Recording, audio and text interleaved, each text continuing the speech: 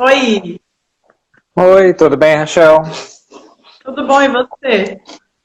Tudo bem. Legal. Você tá me ouvindo bem aí, né?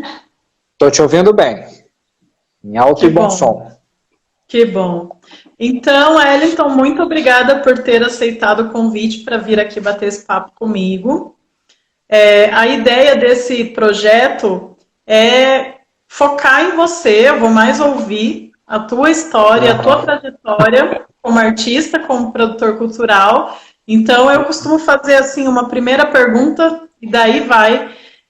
Queria que você me contasse, Eliton, um pouquinho de como você começou a tua carreira, a tua trajetória, assim, a partir do momento em que você começou a se interessar e descobrir e estudar a arte, seja o cinema, seja outras artes, que às vezes as pessoas começam por outro caminho, né? Queria que você me contasse um pouquinho da tua história. Bom, Rachel, primeiro eu que agradeço pelo seu convite. É muito bom poder participar. Já acompanhei outras lives.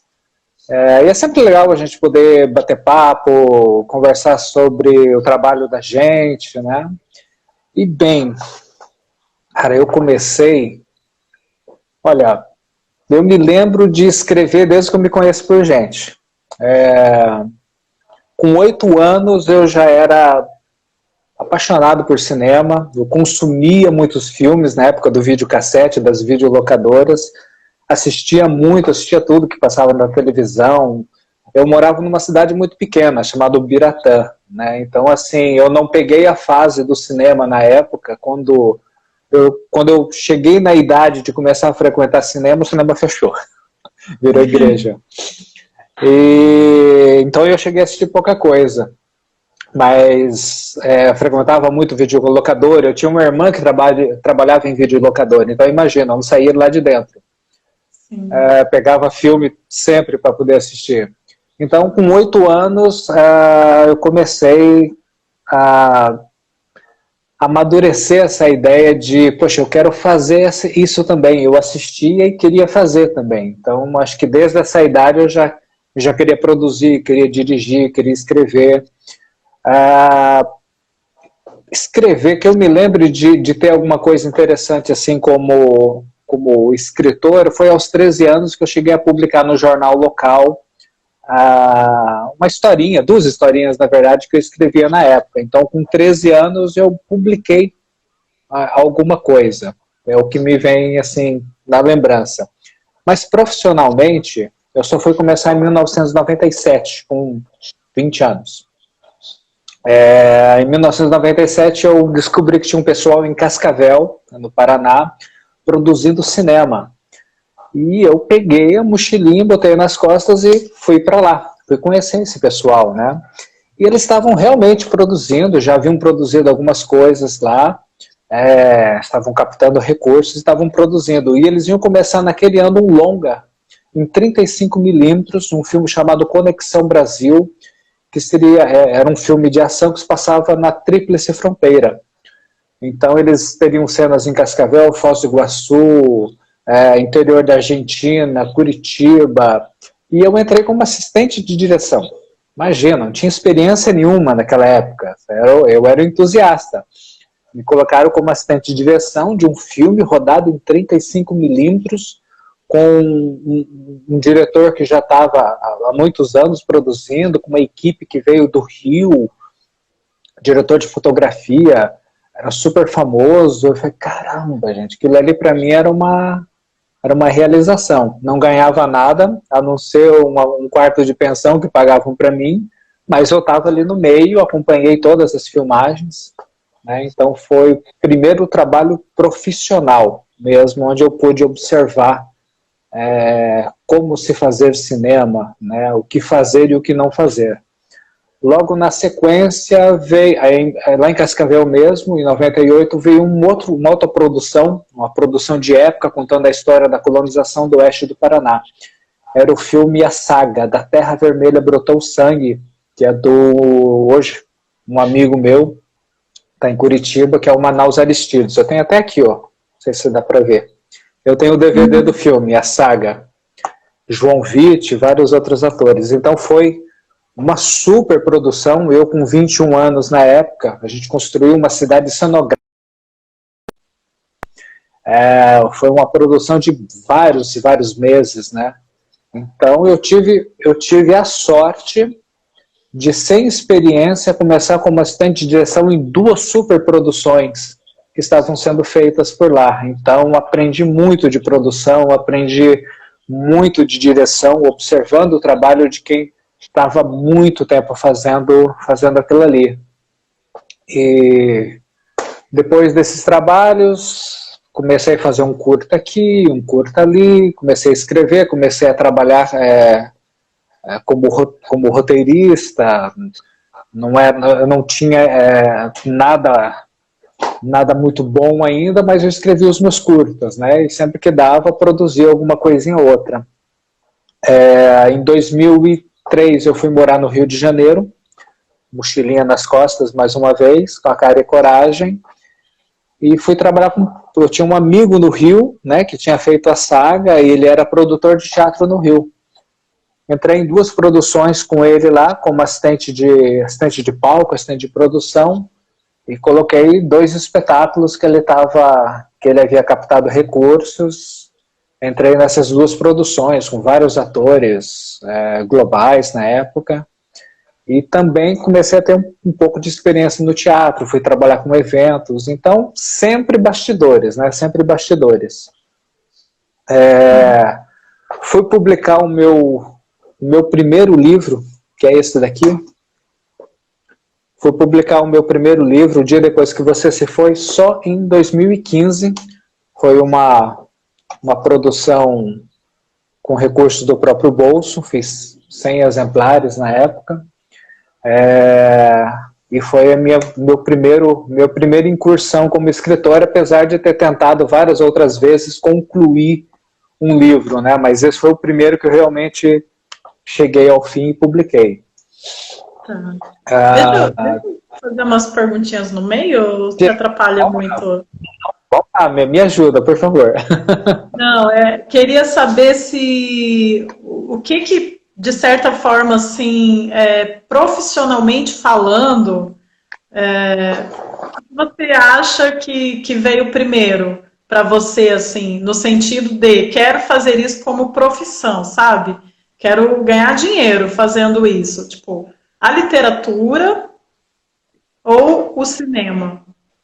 Porque você conta tudo meio paralelo, assim, né? Porque também você foi para a área de roteiro e tal também, né? Indiscutivelmente cinema. Cinema, com certeza. Como eu falei para você, com 8 anos, eu queria ser diretor de cinema, eu queria produzir, né? Não sabia direito o que era e nem como fazer e nem onde se fazia, mas eu assistia e falei, gente, eu quero fazer isso. Então foi o cinema, com certeza. E na trajetória época, também veio primeiro. Da trajetória veio primeiro, porque eu comecei profissionalmente no cinema, e eu comecei profissionalmente como assistente de direção em 2 filmes muito grandes e muito importantes, né, na cinematografia. E você lembra como é que foi esse encontro, assim, de quando você chegou lá com a sua mochilinha e falou, oi, eu sou fulano e tal, como que foi essa entrada nessas produções, assim? Esse pedido, sabe? Esse contato, Vai que é uma dica, né? Olha, eu sempre fui muito cara de pau. Eu tinha saído uma reportagem no jornal, cineastas de Cascavel se preparam para produzir o 3º filme na cidade. Eu falei, caramba, aqui perto o pessoal está produzindo. Na época também eu tinha visto num jornal umas produções em Marigá, né? Eu não lembro quem fez, eu sei que era um filme de vampiros na época, mas eu acabei indo para mais perto, que era Cascavel. Olha, eu cheguei, fui bater na TV Taraubá, que era uma afiliada da Bandeirantes, aí eu fui procurar o pessoal, conversar, falar, eu estou procurando o pessoal que está produzindo isso daqui, aí me deram alguns nomes, falaram que eu encontraria eles ali no passo da prefeitura, onde funcionava a Secretaria de Cultura, Cinemateca. Peguei o ônibus, fui para lá. Quem que é Antônio Marcos Ferreira? Me apresentei para ele e falou, cara, meu nome é Eliton, eu sou de Ubiratã, aqui perto, e eu li no jornal que vocês estão produzindo um filme, aí eu queria conhecer vocês, eu queria trabalhar com vocês também. Ele me recebeu super bem, começamos a conversar, e falou, ó, daqui a pouco vai ter uma reunião aí com o Thalício, que é o produtor do filme, fica aí, cara, para você conhecer ele também. Aí fui ficando, e perguntava, você não quer acompanhar se filmar? Não me chamaram assim, você vai ser assistente de direção, tá? Não, vai ficando, vai acompanhando, você pode estar aqui daqui 2 meses, quando a gente começa a filmar. Eu falei, com certeza. Eu falei, eu só não consigo bancar a minha estadia. Não, a gente paga para você ficar aqui, e você vai acompanhando, de repente você ajuda um pouco. Informalmente eu fui entrando, e aí quando no primeiro dia de filmagem, né, olha, foi tudo meio de cair de paraquedas mesmo. No primeiro dia de filmagem, cara, você vai ser assistente de direção do Antônio Marcos Ferreira. Segura essa batata aí e ajuda ele, entendeu? Eu falei, cara, o que faz um assistente de direção? Não sabia nada. Então grudei nele e falei, cara, o que você precisa, como é que é, deixa eu ler esse roteiro. Foi assim. Foram convidando, foram abrindo as portas, sempre todos muito acessíveis, né? E aconteceu de um filme para o outro, né? E são amizades que continuam mais de 20 anos já. Uhum. E você no campo do cinema é autodidata, assim, continuou aprendendo na prática com as vivências. Oficialmente eu nunca estudei cinema, oficialmente eu nunca estudei roteiro, a não ser livros. A gente lê muito, lê roteiro, lê livros sobre roteiros, mas oficialmente eu nunca entrei num curso de cinema, nunca entrei num curso oficial de roteiro, entendeu? Com fulana tal, com fulano tal. Tudo muito autodidata mesmo, lendo roteiros, lendo livro, escrevendo, errando, aprendendo, aperfeiçoando, que é o trabalho do escritor, é o trabalho do roteirista, que é escrever, escrever, escrever, até ficar razoável. Eu ainda não me considero tão bom assim, mas eu estou num processo de aperfeiçoamento. Eu acho que vou estar nesse processo até o fim da vida, né? E é a mesma coisa com todas as outras áreas, tanto direção como produção. Cada dia você vai aprendendo alguma coisa. O produtor é um resolvedor de problemas. Então, quem quer ser produtor de cinema tem que gostar de resolver problemas, porque é o que mais vai aparecer. Se você quer ser diretor de cinema, você tem que ser muito criativo, você tem que ter uma mente muito aberta, você tem que ter muitas ideias, você tem que saber interpretar uma cena, construir isso, né? E eu sempre gostei muito disso, sempre tive uma imaginação muito fértil, né? Por isso que eu escrevo basicamente, tanto na literatura, principalmente na literatura, eu escrevo ficção. Não me aventuro por gêneros como biografias, por exemplo, pelo menos por enquanto. Todos os livros são de ficção, então eu vou desde o drama, o suspense, uma aventura, né? Então, acho que é isso. Uhum. E aí você estava falando dos filmes, né, que você foi fazendo. Aí depois a gente já chega na Garota da Loja de Livros? Garota da Loja de Livros, 2007, primeiro... Isso, foi antes da publicação do meu primeiro livro, porque eu saltei ali para 2015. Em 2006 eu entrei no edital, foi o primeiro... Estava começando os editais em Maringá, nem se chamava Aniceto Mate na época, mas era a Lei Municipal de Incentivo à Cultura. Entrei com o projeto da Garota da Loja de Livros, e tive a sorte de ser contemplado, né? Na época, foi um dos primeiros ainda trabalhos aperfeiçoando como direção, aperfeiçoando o roteiro, todos os atores eram de Maringá também. Foi o primeiro trabalho de curta-metragem que teve recursos. Consegui pagar todo mundo, consegui alugar equipamento. Então foi um trabalho bem bacana. É sempre bom você ter recursos, né? Você poder contratar as pessoas e, olha, é pouco, mas eu tenho para te pagar. Uhum. Você acabou se mudando para Maringá, de Ubiratã para Maringá, por conta desse trabalho artístico ou por outro trabalho, por outros motivos? Eu, na época, eu estou em Maringá desde 2004. Em 2003 eu estava no Rio de Janeiro, até início de 2004. Então eu trabalhei em 2 produções teatrais lá, trabalhei com eventos e fui bater na porta de quem fazia cinema, bater na porta de todo mundo, mas não era tão fácil assim você entrar na panelinha de quem estava produzindo, entendeu?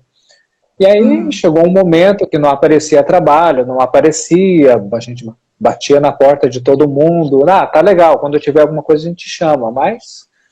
Né, e aí a família saiu de Ubiratã e veio para Maringá. Então, quando eu decidi encerrar a experiência Rio de Janeiro, eu acabei vindo do Rio direto para cá. Minha mãe estava aqui, né? Minha mãe saiu de Ubiratã e veio para cá, já tinha uma irmã aqui, então, em vez de eu voltar para Ubiratã, eu acabei parando no meio do caminho, né? Uhum. E a Eu tô garota aqui desde 2000. Sim, E tô desde 2004. 2004 e 2007 veio esse curta Garota da Loja de Livros, né? Exato. Como é que foi a Bem, experiência de fazer a primeira filmagem aqui em Maringá? Assim? Como que rolou? olha, eu sempre fui muito tranquilo com questão de produção. Eu acho que é coisa de ser virginiano, né? Virginiano é muito metódico e muito organizado. Então eu sempre Aham. fui muito organizado, muito metódico, e sou até hoje.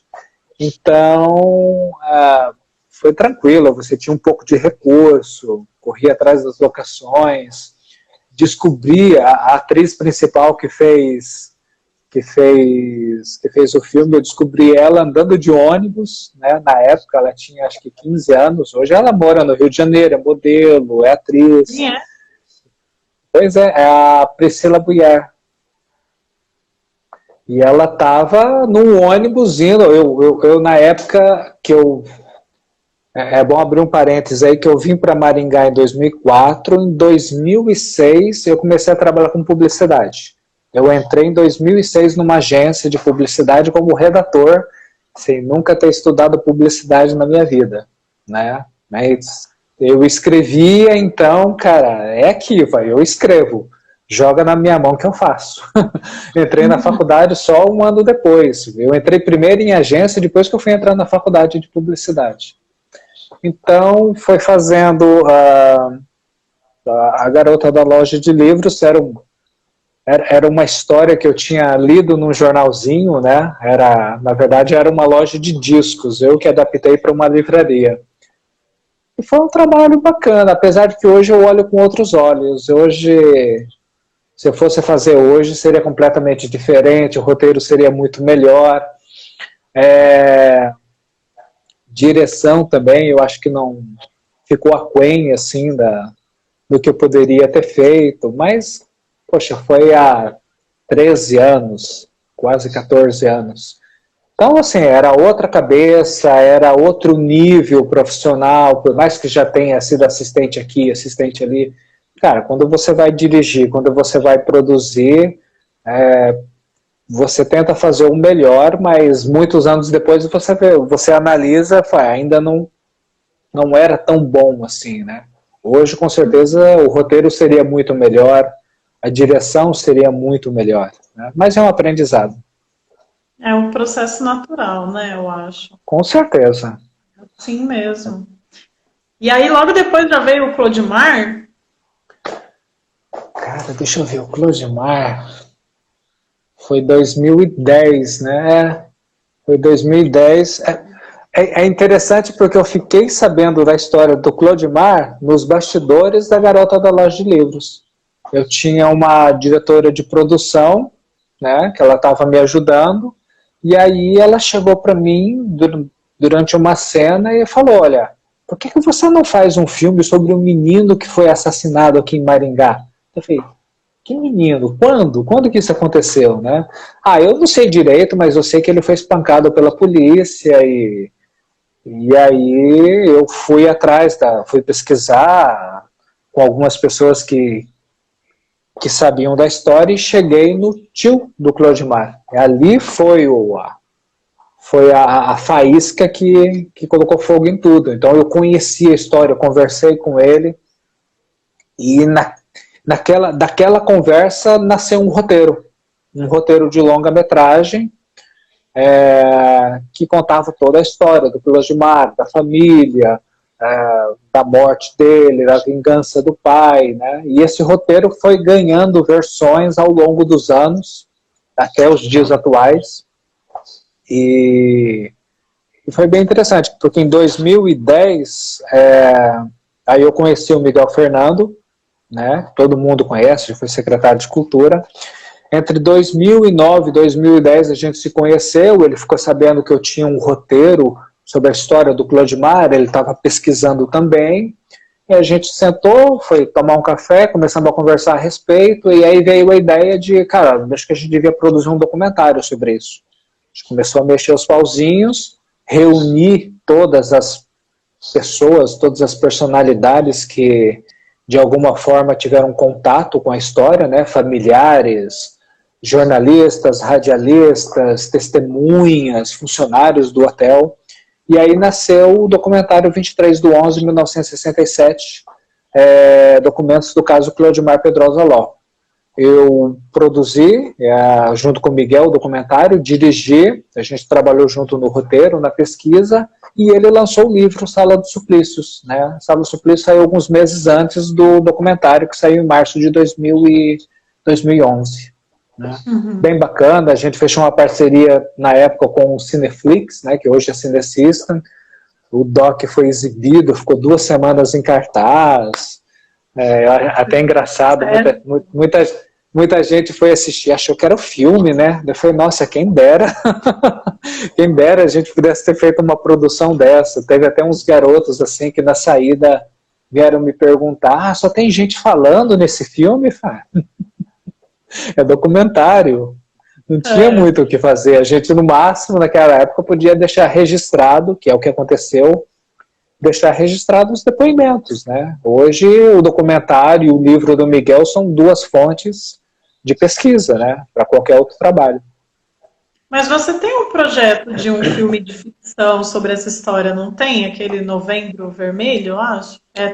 Então, Novembro Negro. Então, o primeiro roteiro, na época, lá em 2008, 2009, foi virando outro roteiro, outra versão, e aí chegou no que é o Novembro Negro, e que também virou um projeto de série de TV. Já é um projeto mais recente, que eu escrevi toda a bíblia da série. Seriam 10 episódios de mais ou menos 50 a 60 minutos de duração, contando toda a trajetória da família, toda a trajetória do menino, e focando principalmente no julgamento do pai. Então hoje existe o longa, Novembro Negro, e existe um projeto de série de TV que ano passado foi selecionado no Frapa, né? Que é um festival que acontece no Rio Grande do Sul todos os anos, uma rodada de negócios do Frapa.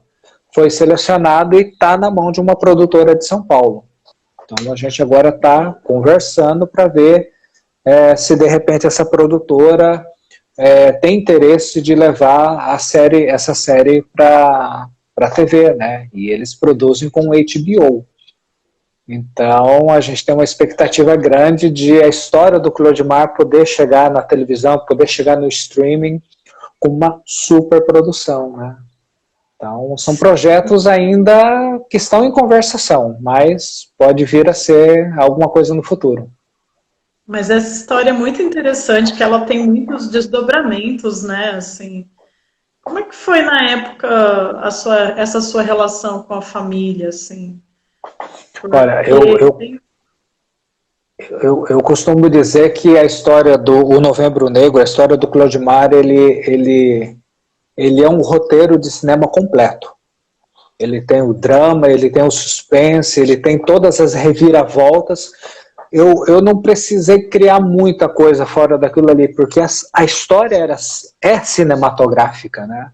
Você tem a história dos retirantes nordestinos que vêm buscar uma vida melhor no sul do Brasil, encontram Maringá, uma cidade que estava começando, aí em meados da década de 60. Aí você tem a truculência policial, você tem a intolerância, você tem a violência, a vítima, que era uma criança. Então você tem uma vingança, olha a reviravolta natural que acontece na história. Você tem o pai faz justiça com as próprias mãos, e aí você tem um novo desdobramento, uma nova história. Agora é o julgamento do pai, não é mais a criança que está no foco, agora é o pai. E 3 julgamentos, 3 vereditos de inocência, né? Então, o roteiro do Novembro Negro, eu falo que é uma história completa, com todas as reviravoltas, com todos os plot twists que você puder imaginar. Tudo acontece naturalmente, eu só precisei conduzir a história, né? E é a mesma coisa no projeto da série de TV, onde a minha ideia é me aprofundar mais nos personagens, construir um pouco mais sobre o advogado que defendeu o pai, um pouco mais sobre a família, porque o foco sempre é o Clodimar e o pai, mas e as pessoas em volta, né? Quem eram essas pessoas? Quem era o gerente do hotel, por exemplo? Ele é sempre pincelado como o grande vilão da história, então a ideia da série, que existe mais espaço para você trabalhar, é construir esses personagens, é buscar quem eram esses personagens. O dono do hotel, o gerente do hotel, que era o Atílio, ele era um pai de família, ele era um marido. Então, assim, ele tem uma história para ser contada também. Ele não é simplesmente um vilão bidimensional, né? Ele tem uma história a ser contada. Uhum. E a relação com a família foi sempre muito, muito interessante. Eu até estou em débito com eles, porque até hoje eles estão esperando um filme, e eu falei, cara, não é tão fácil assim você produzir um filme de ficção, né? O orçamento do Novembro Negro sempre bateu na casa dos 3 milhões para cima. Não tem como fazer mais barato do que isso. Não tem como fazer um filme de qualidade com menos do que isso, porque eu tenho que construir cenários, eu tenho que trazer gente boa para interpretar os personagens. E aí eu tenho vários atores em mente que poderiam interpretar o Sebastião, que poderiam interpretar o Atílio Farri, que podia interpretar outros personagens. Mas é um filme caro. Ele não saiu ainda porque, se for para sair de qualquer jeito, feito nas coxas, feito sem ter um bom respaldo de financiamento por trás, é melhor que não saia, porque é uma história que merece respeito, é uma história que merece uma grande produção, né? Então, por isso que eu estou em débito com a família. Na época do documentário, eles ficavam me perguntando quando vai sair o filme, quando vai sair o filme. Eu falo, vai sair o documentário primeiro, a gente vai fazer, vai registrar, o depoimento de vocês está tudo registrado, está guardado, as pessoas ainda assistem o doc no YouTube, né? Mas a relação foi muito boa. Não posso dizer a mesma coisa do outro lado, né? Eu sempre tentei entrevistar a família do gerente do hotel e nunca consegui. Eles nunca foram abertos, eles nunca quiseram tocar nesse assunto. Então, é uma pena, porque para o documentário mesmo, é uma história contada só de um lado. Eu sempre quis ouvir todos os lados, principalmente o outro lado. mas quem assiste o documentário do Clodimar percebe que quem conduz a história é o tio. É o tio e os primos. A gente não tem o outro lado contando a história. Então, acho que faltou isso, mas não porque a gente não foi atrás, a gente tentou. Informalmente, nós conversamos com os familiares, mas eles nunca quiseram gravar, nunca permitiram gravação. Mas seria válido ouvir o outro lado também, né? Sim, sim. A questão do encaminhamento, da escolha, de repente não tocar na questão da santificação, assim, que é uma escolha que Miguel também faz, né, no livro dele, e a gente já falou sobre isso também, por ser uma coisa que a família, por questões religiosas, não concorda muito, não se coloca, né, favorável a isso e tal. Como que você vê essa questão nos seus trabalhos, assim, sobre essa história? O Novembro Negro, ele não aborda essa santificação do Clodimar. O que mais me chama a atenção, o que mais me interessa na história é o drama. É a violência policial, é a vingança, por que um pai decidiu vingar a morte do filho, por que a justiça falhou, né? São esses dramas familiares, são esses dramas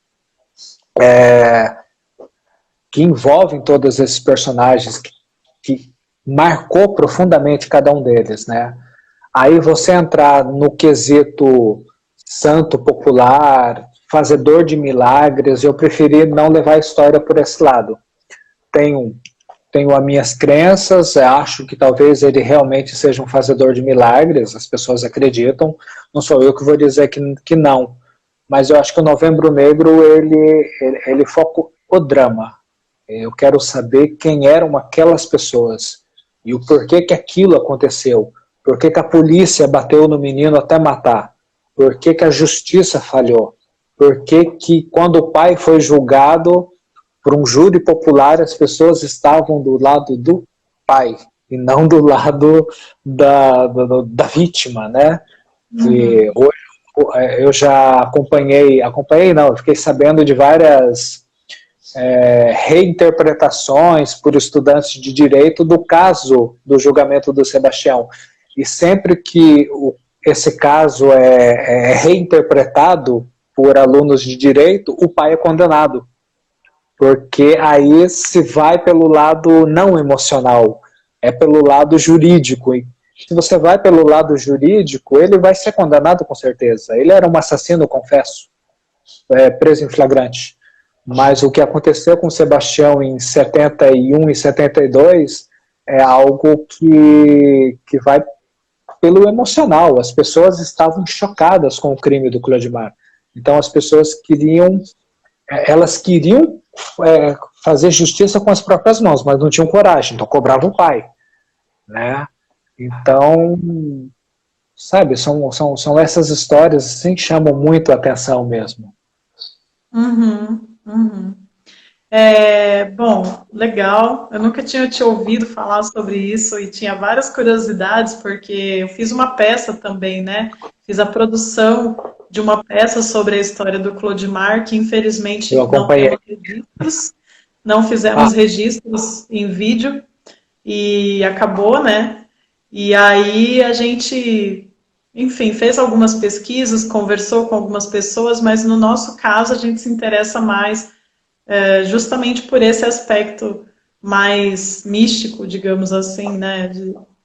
Daquilo que faz essa história ainda ser tão falada e lembrada, e ainda está tanto no imaginário popular. A gente viu isso, né, na peça com o público, com as reportagens de televisão e tal.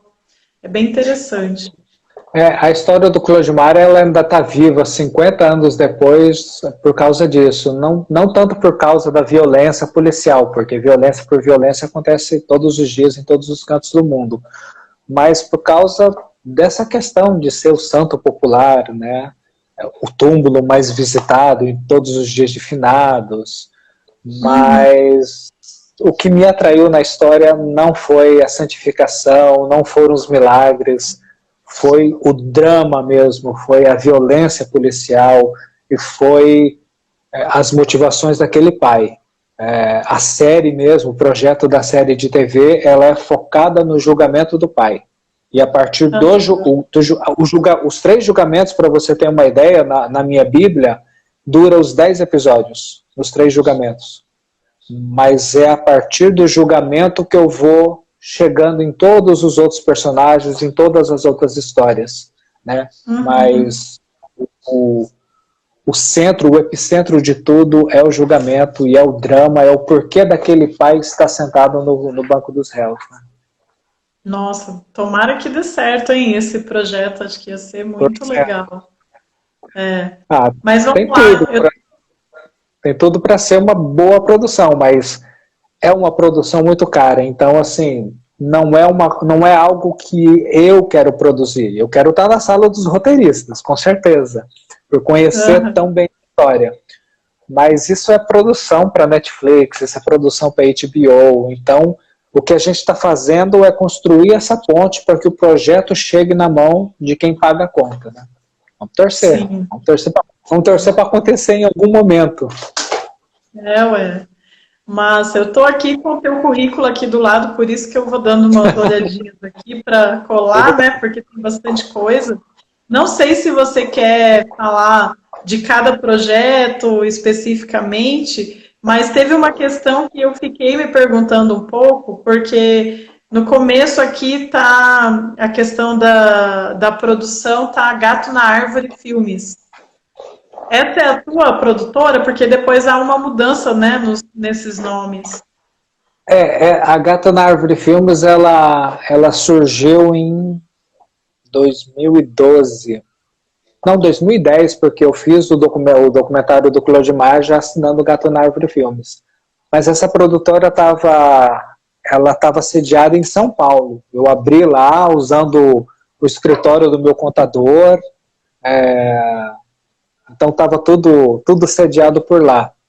E a Gato na Árvore Filmes, eu fiz o documentário, fiz alguns trabalhos, alguns curtas, e acabou que houve um hiato aí nos últimos anos, onde eu me dediquei mais a escrever os livros, em que eu não produzi nada, não fiz projetos por ela, até decidi encerrar. Então eu encerrei e falei, não, eu vou migrar essa produtora para Maringá, vou abrir aqui, mas eu vou mudar o nome. E aí surgiu a Script Doctor, né, que hoje é a produtora com que a gente está fazendo mais projetos. Hoje ela também é uma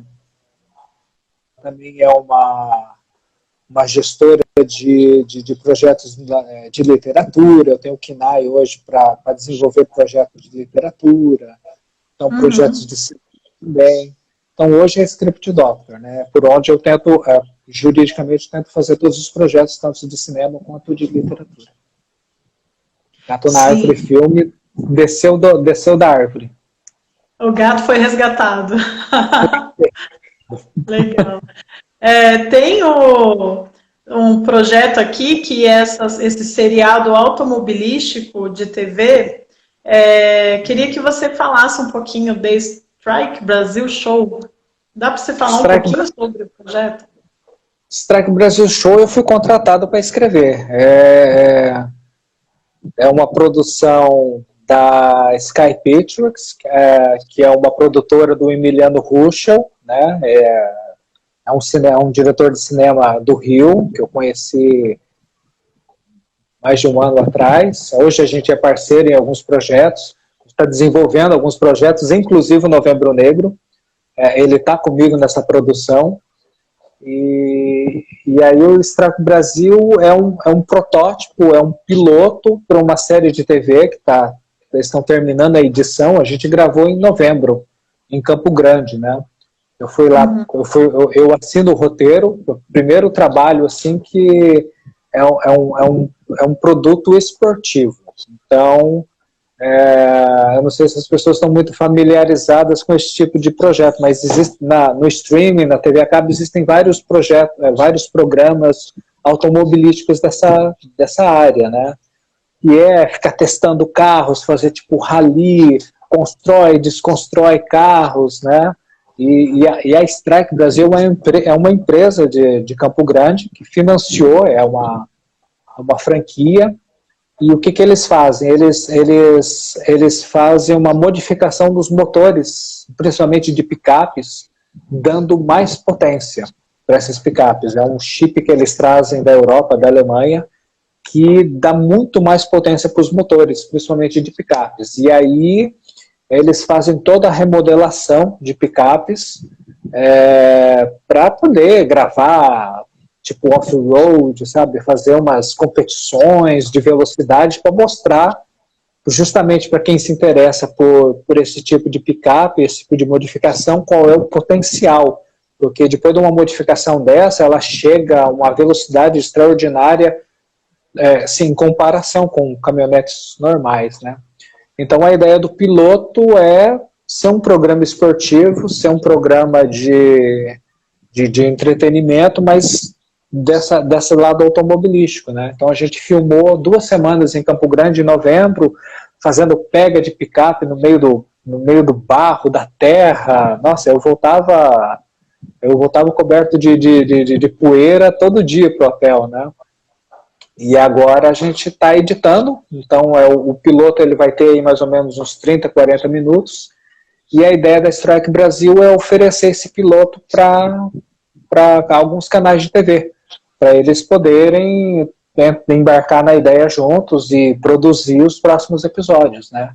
Com viagens, a gente tem planos aí de repente sair de Campo Grande e até Lençóis Maranhenses, sair de Campo Grande e ir até o deserto de sal ali no Chile, não, acho que é no Chile, um deserto de sal, e mostrando essas picapes, esses desafios off-road, né? Então é um trabalho assim totalmente diferente de tudo que eu fiz, que normalmente é ficção, mas eu fui contratado para escrevi, me chamaram para ser assistente de direção, fui também, e tá aí o trabalho pronto, esperando ficar pronto agora a edição.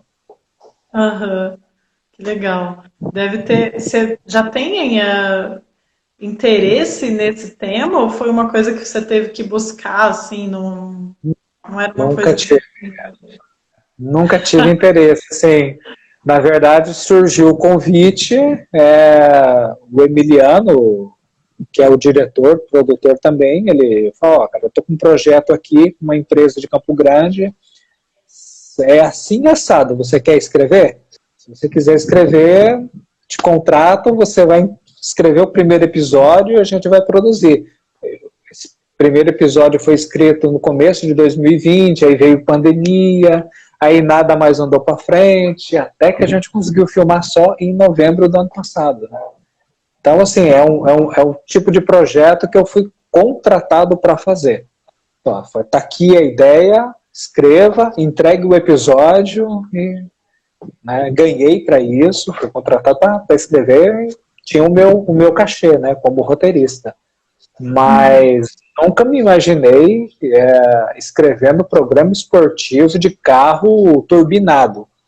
Nunca. Mas fui contratado para escrever, então escrevi. Sim.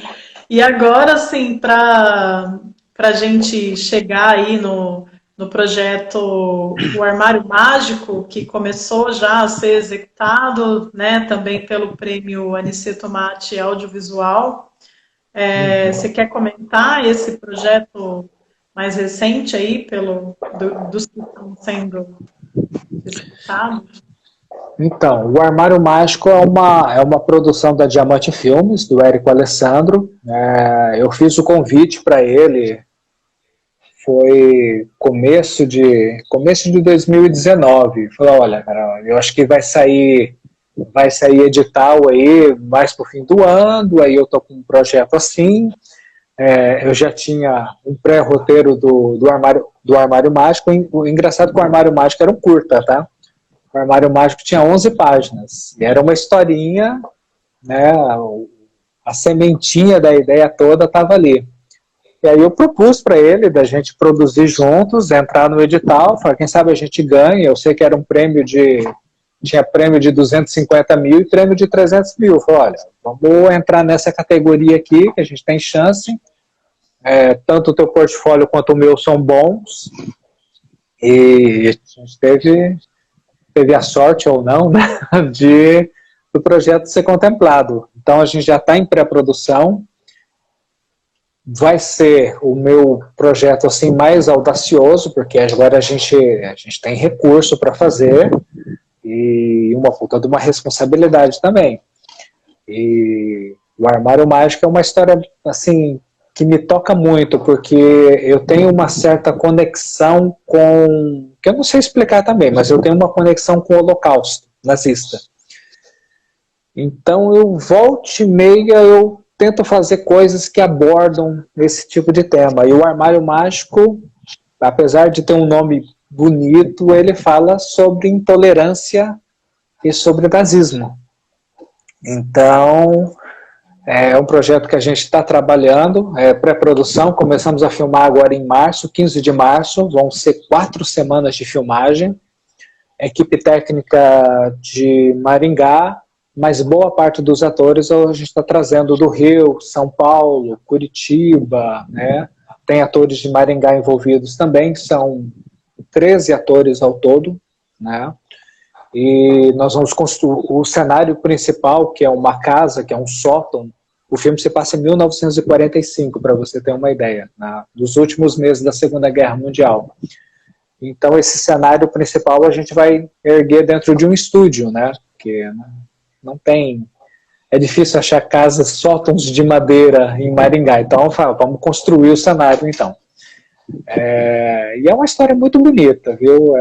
Quando os atores começaram a ser convidados para participar, a primeira coisa que eles pedem é o roteiro. E aí o retorno era sempre muito interessante, sempre positivo. Falei, nossa, que história linda, cara. Eu quero fazer parte, sim, eu quero fazer parte desse projeto. E aí agora, contando os dias para começar as filmagens. Sim. Aí a gente consegue perceber, assim, você fez vários projetos em que você estava com a tripla responsabilidade, né? Pela produção, roteiro, direção. Isso era por uma questão logística, de grana e tudo mais, ou era uma opção sua, porque agora você está com um diretor, né? E apesar de ainda acumular a função da produção e tal, mas como que você vê essa questão das funções nesse trabalho? Olha, eu desisti de ser diretor em 2013. Por quê? Eu fiz um curta em São Paulo chamado Aos 30. Era uma comédia, e a gente filmou durante 2 dias em São Paulo, num apartamento, as atrizes de São Paulo e tudo. Foi um trabalho legal. Mas eu olhei aquilo e falei, cara, eu acho que eu não levo jeito pra coisa. Depois de tanto tempo, eu avaliei o meu trabalho assim e falei, cara, eu acho que eu não devo mais fazer isso, sabe? Não devo dirigir mais. Eu acho que tem gente muito mais talentosa como diretor do que eu. Mas eu adoro produzir. Eu adoro resolver problemas. E descobri que eu adoro planilha. Então, por isso que eu sou de produtor executivo também. Adoro planilhar tudo, adoro fazer cronograma. Eu gosto de planejar tudo, sabe? Virginiano. Como sempre. Com ascendente em virgem, então imagina, né? É metódico até o último fio de cabelo. Então eu decidi falar, não, agora eu não quero dirigir mais, pelo menos não é uma coisa que eu queira com urgência fazer. Eu quero produzir, eu quero continuar escrevendo. E a partir do Armário Mágico eu decidi que eu só vou produzir e escrever. E outros projetos que estão em andamento, eu sou o roteirista e o produtor. Eu vou chamar diretores, eu vou trazer diretores para fazer esses trabalhos. Então, eu quero cuidar só da produção, talvez com o roteiro meu, talvez com... Existem projetos que o roteiro não é meu, mas eu mandei uma história para algum roteirista, e aí ele escreveu o roteiro, esse daqui eu quero produzir, vai ser pela minha produtora, a gente vai chamar um diretor, né? Mas eu dirigir, eu acho que talvez nunca mais, mas talvez, vamos ver. Mas por enquanto eu me dou bem ali na área de produção mesmo, e vou continuar escrevendo, claro, né? Uhum. A Laura Chaves, que está sempre presente aqui assistindo as lives, obrigada, Laura. Ela faz um comentário que eu ia fazer também, que ela fala, é muito bom ser crítico das próprias condições. É muito raro ver isso, né, aqui em Maringá, assim, as pessoas, às vezes, não só em Maringá, né, eu acho que artistas, pessoas que trabalham, assim, têm uma dificuldade de autocrítica, assim, isso, né, não é nenhum problema, na verdade, ninguém precisa ser bom em tudo e saber fazer tudo. E... Eu percebi que se eu continuasse dirigindo, eu ia fazer trabalhos aquém, assim, que não condiziam, né? Eu acho que eu escrevo melhor do que dirijo e produzo melhor do que dirijo. Então vamos deixar a direção para quem sabe fazer. E também não me considero nenhum expert em roteiro, o melhor roteirista de Maringá, nem o melhor roteirista do Brasil, entendeu? Eu acho que eu sou um roteirista que domina a sua técnica, mas eu estou aprendendo todo dia. Então, assim, eu já escrevi e reescrevi o Armário Mágico 100 vezes. E todo dia eu vou lá e, não, eu vou melhorar esses diálogos aqui, sabe? Eu vou começar a reescrever. Então, eu estou sempre me policiando, sempre tentando deixar melhor. E uma coisa interessante que aconteceu com o Armário Mágico, os atores mesmo falaram, cara, é muito interessante você deixar os atores falarem sobre os personagens e darem ideias. Isso tem acontecido com o Armário Mágico. Os atores, eles trazem sugestões, trazem ideias, e eu estou aberto a essas ideias. Quando as peças encaixam, né, a ideia vai para dentro do roteiro. Então, assim, é um trabalho que está sempre evoluindo, né? O próximo roteiro vai ser melhor e o próximo depois desse vai ser melhor. Né? Talvez um dia eu olhe para trás e fale, cara, eu acho que eu sou bom nisso que eu faço. E a mesma coisa com produção, né? Você vai aprendendo com os erros e melhorando, e os erros que você comete hoje, vou cuidar para não cometer da próxima vez.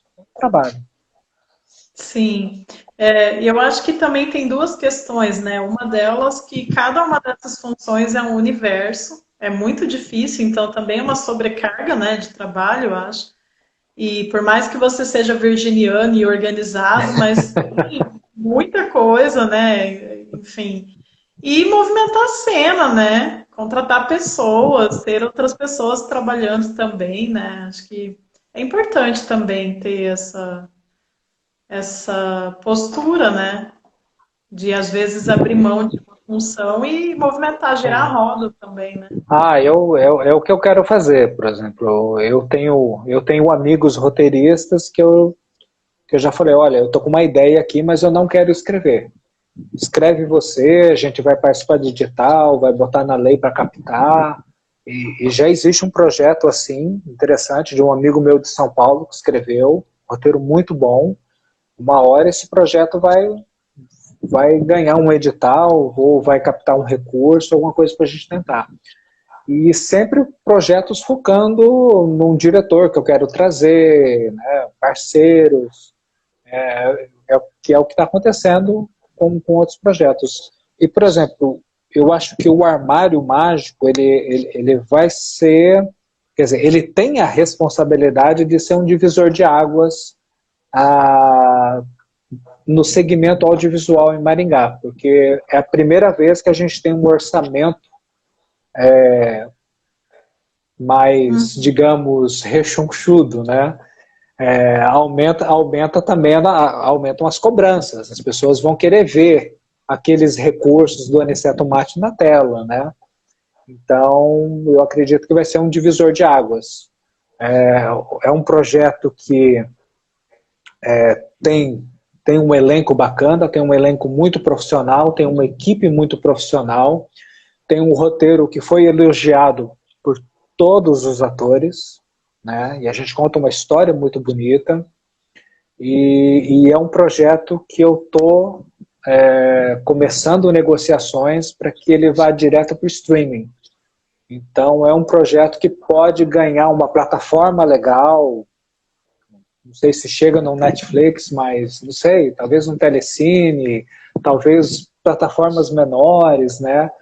Mas mostrar que é possível em Maringá, né, uma cidade do interior, né, nós não somos uma capital, mas que a gente é capaz de fazer um trabalho de muita qualidade, talvez ganhar prêmios em festivais, e ir para uma plataforma onde o mundo inteiro vai poder assistir aquele trabalho, né, em diferentes idiomas, que a gente vai legendar tudo futuramente, né?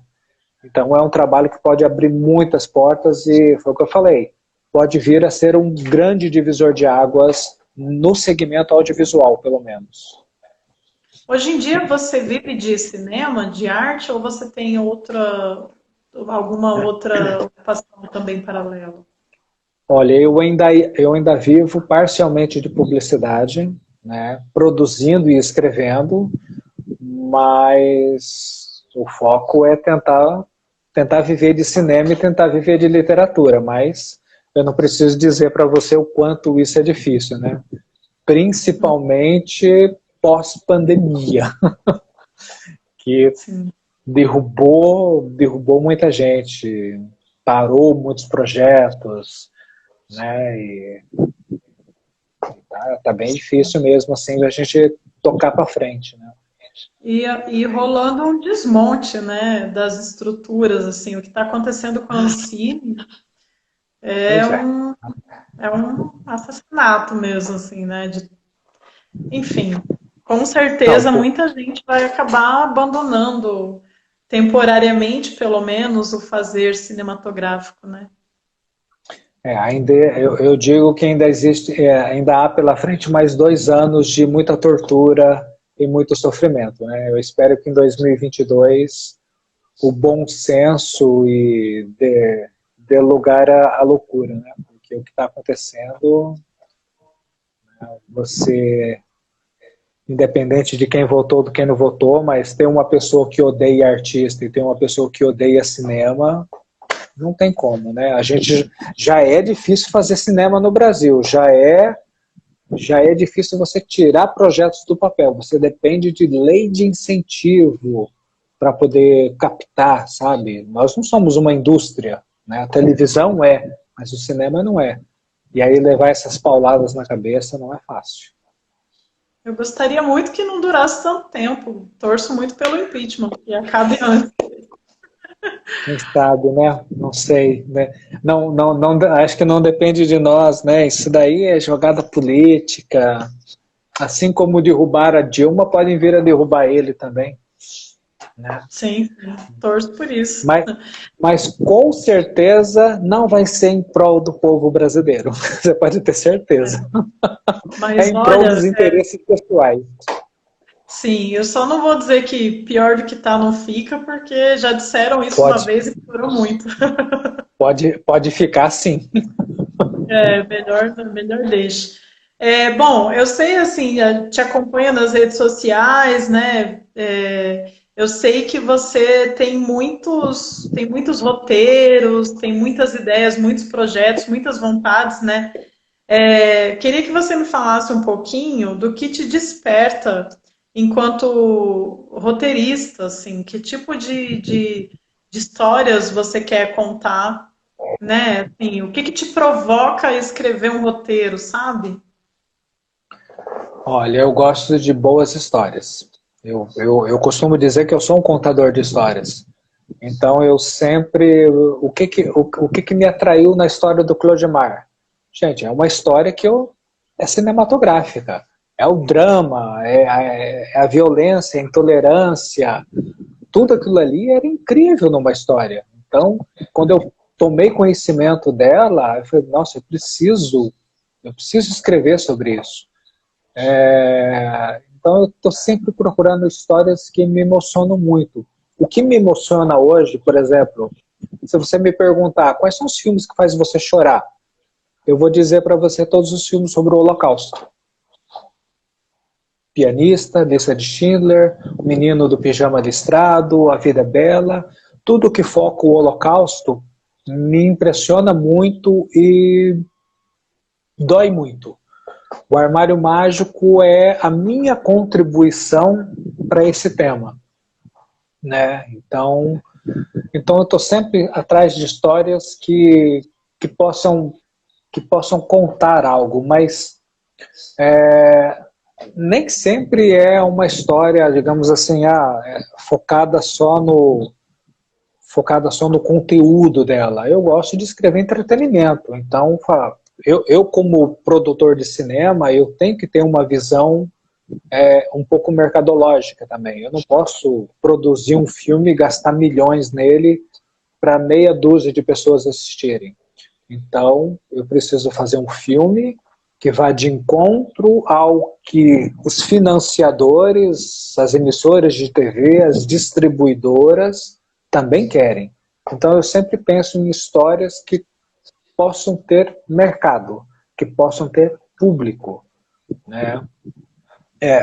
Apesar do Armário Mágico tocar num assunto doloroso e ter uma história muito bonita de enredo, é uma história que eu acho que emociona o público. E se emociona o público, leva pessoas a assistir cada vez mais.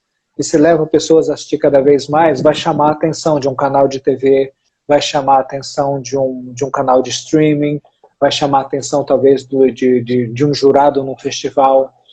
Então a ideia é sempre escrever histórias que emocionem um público, que tenham uma história, mas que seja um entretenimento também.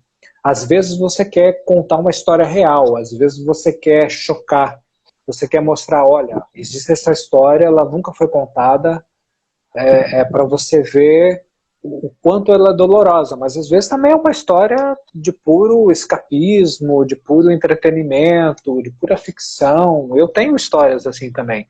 Às vezes eu escrevo algo como Novembro Negro e às vezes eu escrevo uma história de pura ficção, um roubo em algum lugar, uma história de suspense, um crime, mas sem me basear, digamos, uma história real. Então eu fico transitando muito por esses temas, né? Eu só não escrevo comédia. Eu acho que eu não tenho talento nenhum para escrever comédia. Não tenho timing para comédia. Eu ia perguntar isso, se você se identifica mais com o gênero drama, assim, porque em relação a mercado e entretenimento, o brasileiro gosta muito de comédia, né? De besterol, assim, de rir. Isso é uma coisa que eu acho que eu não vou escrever nunca, porque eu não tenho timing. Para você escrever comédia, você tem que ter feeling para aquilo. Você tem que saber transformar uma situação numa piada, em algo engraçado. Eu acho que eu não sou engraçado e não sei, não tenho esse timing, sabe? Eu tentei fazer isso com aos 30 e quando eu vi o resultado final, eu falei, caralho, nunca mais faço. Nunca mais. Eu desisti de escrever comédia e desisti de dirigir. Falei, então, não adianta. Não adianta querer fazer um negócio que você não tem feeling para aquilo, entendeu? Eu prefiro transitar pelo drama, pelo suspense, pela ação mesmo, do que é algo que eu tenho mais controle. Uhum. Um roteiro de comédia tem que fazer rir. Se o filme não fizer rir, você errou, entendeu? Melhor não cometer esse. Eu acho que é mais fácil fazer chorar do que fazer rir. Então, Quantos roteiros você tem pronto? Prontos? O que você pretende fazer virar, assim, viabilizar, tornar filmes? Deixa eu pensar um pouquinho. Olha, eu tenho Eu tenho 2 roteiros de longa, 2 roteiros de longa. Um não é, como eu falei antes, um não é totalmente meu, eu contribuí com a história, mas é um roteiro que eu quero achar um caminho para ele. Eu tenho um outro roteiro também que está pronto para, de repente, colocar numa lei de incentivo, tentar captar. Eu vou começar, eu comecei a escrever um outro roteiro também para um suspense psicológico que se passa durante a gripe espanhola, dentro de um único cenário, dentro de um casarão. E então são esses 3 projetos de longa. Aí existe o projeto do Novembro Negro como série e também como longa. Então não sei qual vai conseguir nascer primeiro, né? E existem alguns rabiscos ali, algumas histórias ali que podem vir a ser transformados em livros futuramente. Eu estou com o meu 3º livro escrito desde 2019, ainda não publiquei. E ele é uma trilogia, esse livro, né? Chama-se Crônicas da Hora Morta. Vai ser o livro 1, 2 e 3. O primeiro está aprovado na Rouanet e a gente está captando recursos para publicar até o final do ano. Existem outras histórias ali no meu arquivozinho ali que conforme for possível viabilizar, a gente vai tentando fazer. Com livros, por exemplo, roteiro, eu costumo deixar algumas coisas prontas e encaminhadas, né? Porque sempre pode aparecer um edital, sempre pode aparecer uma parceria, então é sempre bom ter algum projeto desenvolvido, um roteiro, pelo menos com o primeiro tratamento. Livro, eu já tenho uma seguinte processo meu, enquanto eu não publicar, eu não escrevo outro. Olha. Por exemplo, eu já poderia, esse livro que eu tenho, o primeiro escrito, eu já poderia ter escrito os 3, entendeu? Mas eu analiso assim, enquanto eu não publicar o primeiro, eu não escrevo os outros, porque publicar é muito complicado, entendeu? É muito... Financiar os meus livros é difícil, porque se eu for fazer poucos exemplares, cada unidade vai sair muito cara, então é inviável eu pagar R$50, por exemplo, num livro, e os meus livros, né, não são nada fininhos, né? O novo livro ele tem 500 páginas. Então o meu método é escrever primeiro, publicar primeiro e escrever depois os outros. Mas enquanto um não sair da fila, o outro não aparece, né? Mas já os roteiros não. Os roteiros eu tento deixar alguns prontos, porque você sempre pode ser surpreendido da noite para o dia por um edital, por exemplo. Se você não tiver um roteiro pronto, como é que você faz? O roteiro não nasce da noite para o dia, né? Não sou igual o Stallone que escreveu em 3 dias o Rock. E como é que isso acontece na cabeça da pessoa, assim? Quando vem uma história, como é que você sabe se ela vai ser um roteiro ou se ela vai ser um livro, assim? Às vezes as duas coisas. Ó, esse daqui, meu primeiro livro, era um roteiro. Era um roteiro que eu corri atrás para tentar produzir, mas ia ser uma produção muito cara, eu inverti a fórmula. Eu transformei em literatura e publiquei. Deixa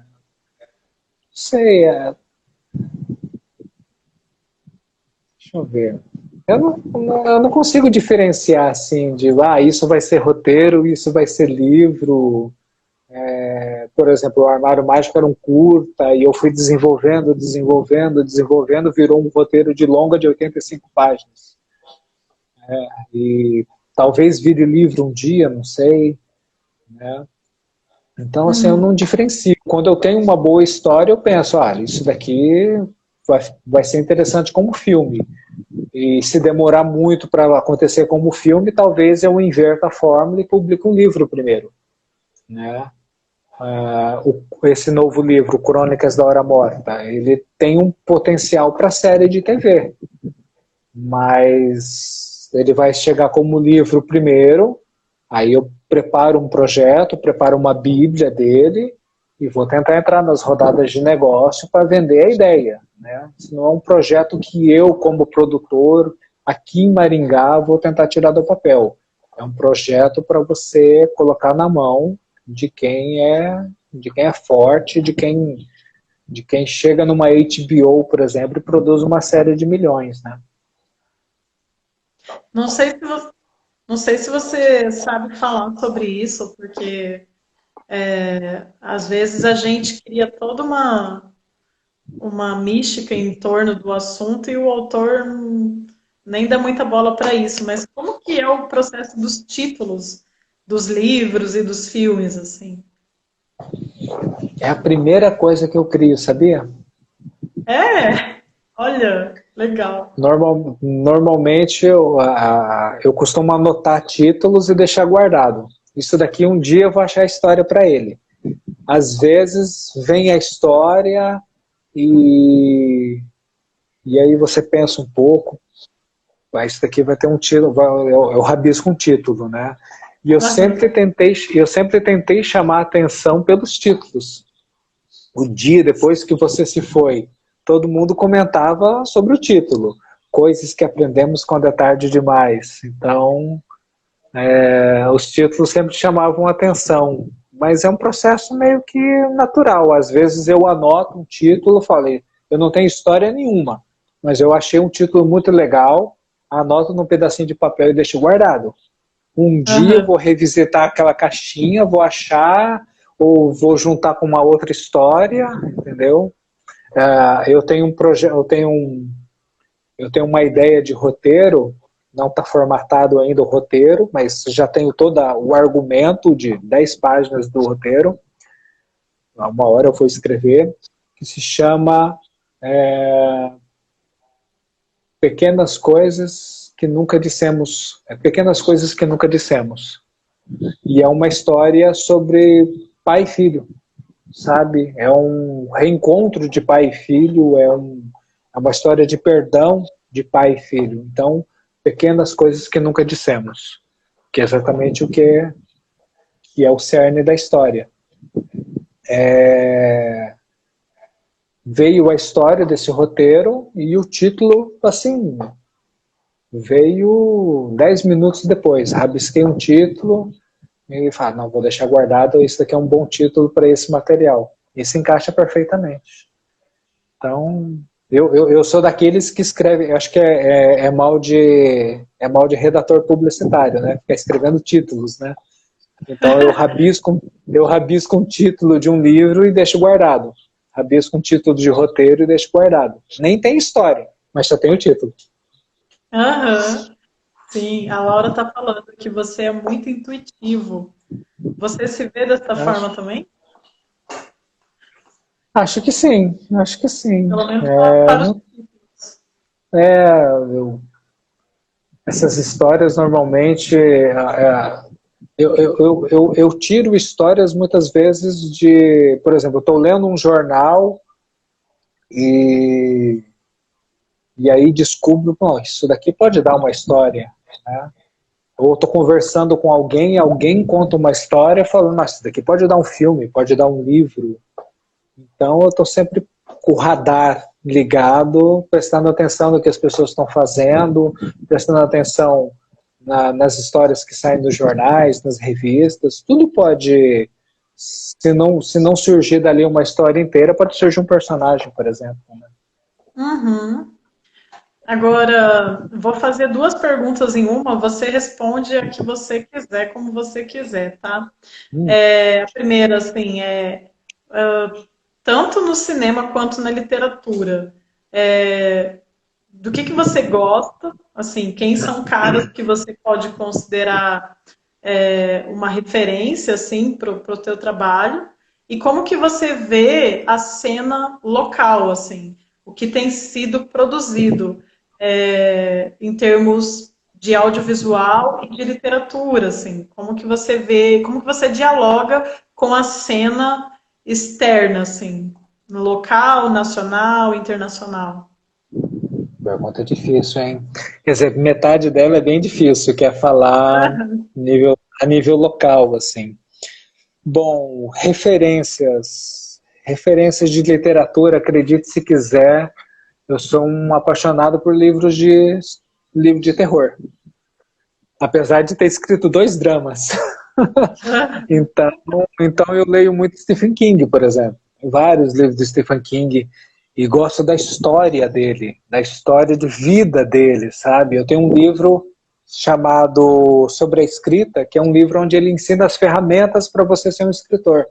E é claro, ele fala um pouquinho de como ele começou, né? De como veio a ideia para o primeiro livro dele, o Carrie, aquela história dele ter escrito e achado que era uma porcaria, ter jogado na lata do lixo, e a esposa dele ter pegado. Eu falei, não, termine isso daqui que é uma boa história. Então eu gosto muito dos livros dele. Mas tento ler de todo um pouco. Estou tentando terminar de ler, inacreditável, estou tentando terminar de ler o Garota Exemplar, que eu assisti o filme e ainda não terminei de ler o livro, né? Da Gillian Flynn. É bem interessante o jeito como ela escreve, eu gosto bastante. Preciso me forçar a terminar de ler esse livro. Eu começo outros e deixo o livro dela de lado. Agora no cinema é um pouco mais fácil, assim. Eu gosto muito do Paul Thomas Anderson, gosto muito dos filmes dele. Magnolia, um dos meus filmes favoritos. Acho estupendo o que ele fez naquele roteiro, juntar 12 personagens comuns numa situação de cotidiano e entrelaçar aquela coxa de retalhos, entendeu? É uma história incrível. Um dos meus filmes favoritos, é claro, não podia deixar de ser A Lista de Schindler. É um filme que pelo menos uma vez por ano eu assisto, e sempre que eu assisto eu choro pra caramba, porque é um negócio que me dói muito ver aquilo ali, né? São 2 referências assim muito fortes, claro, Scorsese, Coppola, M. Night Shyamalan, são todos os diretores que eu curto, assim, e agora séries de TV, tento devorar de tudo um pouco, né? Sobre a cena do audiovisual em Maringá, eu acho que a gente ainda não conseguiu produzir algo que saia desse casulo que é produção local, produção maringaense. Eu tenho uma certa cisma com isso, que sempre que, digamos, sai uma matéria no jornal, por exemplo, maringaense produz um filme. Foi, cara, quando o Fernando Meirelles está fazendo um filme, não sai na matéria carioca ou São Paulino está fazendo um filme. Por que tem que sair? Maringaense produz um filme em Maringá, entendeu? Então são coisas assim que eu acho que a gente tem um casulo, uma bolha, que às vezes a própria mídia cria, que é difícil a gente romper. E eu vou tentar romper esse casulo com o Armário Mágico. Acho que é um trabalho com potencial para a gente sair dessa coisa do filme produzido em Maringá por maringaense, sabe? Então, eu conheço pouco o trabalho das pessoas aqui. Tem o Érico, que é o diretor do Armário Mágico, eu acho que o que tem produzido um pouco mais de material na base da guerrilha, né? Na base da guerrilha mesmo, a cara e a coragem de tirar dinheiro do bolso e sair filmando. É uma coisa que eu não quero fazer, filme de guerrilha. Ou ganha um edital, ou capta recursos e faz uma coisa muito boa. Entendeu? Filme de guerrilha, eu quero viver da arte, mas eu preciso ser remunerado, eu preciso ganhar e eu preciso pagar as pessoas para estarem na equipe, para atuar, né? Literatura, olha, eu escrevo ficção. Eu conheço poucas pessoas em Maringá que escrevem ficção. A maioria dos livros que eu já vi publicados em Maringá ou são de poesia ou são livros sobre algum pioneiro, livros biográficos. Nada contra, gosto muito de biografias, não sou poeta, não sei escrever poesia, então não espere um livro de poesia de mim, nem umazinha sequer. Então são muitos livros sobre a história de pioneiros, né? Ou a história de Maringá. Talvez Sim. um dia eu escreva alguma biografia, mas eu sou um cara de ficção. Eu quero escrever ficção, eu quero escrever o que Stephen King escreve, eu quero escrever o que a Gillian Flynn escreve, né? Então eu acho que ainda sou, nesse riacho chamado Maringá, eu ainda sou um peixinho fora d'água, porque eu nado contra a corrente. Né? Eu fiz uma parceria com o Instituto agora, o ICI, para a gente captar recursos para o meu novo livro. E de cara eu falei, cara, é o primeiro livro de ficção que eu acho que o ICI vai buscar recursos. Porque a maioria dos livros são sobre a história de algum pioneiro, né? Vai estar aqui um cara remando contra a maré, para o bem e para o mal, né? Vamos ver se vai dar certo, se as empresas vão olhar isso com outros olhos, ou tá aqui um cara que escreve ficção, isso daqui pode um outro segmento completamente diferente. Escritores de ficção em Maringá, não sei, não conseguiria assim, citar nomes e o que eles estão escrevendo. Eu acho que eu sou um dos poucos, talvez até o único. Uhum. E uma coisa que ficou na minha cabeça, assim, para te perguntar. Lá atrás, no começo da tua trajetória no Rio de Janeiro, você conta que trabalhou com produção de teatro. E por que, assim, você não voltou para o teatro, assim, não te interessou mais trabalhar com esse tipo com esse segmento, né? Com produção de teatro e tal. Olha, na verdade, o trabalho no Rio de Janeiro caiu meio que de paraquedas, né? Eu liguei para esse meu amigo, falei que eu queria ir embora para o Rio e se ele não me arrumava trabalho. Eu falei, cara, eu faço teatro, não faço cinema. Se você quiser trabalhar na produção de algum espetáculo, ele tinha recém captado recursos para um espetáculo e foi onde eu pude conhecer vários atores conhecidos, como o Cécio Thierry, Jaime Periar, eu conheci o Flávio Miliaccio, eu trabalhei com essas pessoas no Rio de Janeiro nesses espetáculos. Né? Então foi uma oportunidade de conhecer atores super conhecidos da televisão. Eu acabei focando, de certa forma, literatura e cinema, mas pretendo voltar para o teatro. Estou com um projeto aí de voltar, né? Inclusive, a Script Doctor, eu estou fazendo algumas mudanças nela, né? KNAI, essas coisas, para que ela seja uma produtora de cinema, literatura, publicidade e teatro. Então eu quero ver se eu trago no seu devido tempo alguns projetos nesse segmento, sim. Eu adoro também. Só que daí você foca em uma coisa, foca em outra e é muita coisa, né? Acaba direcionando. Não, agora você gasta 1 ano e meio escrevendo um livro, você gasta 1 ano produzindo um filme.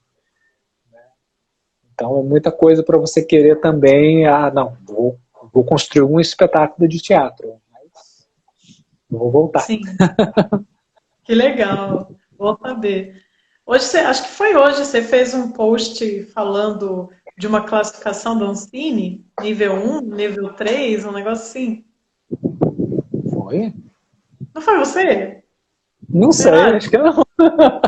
Bem Foi bom, outro. então. Então, que eu ia te pedir para traduzir. Eu vi algum post assim.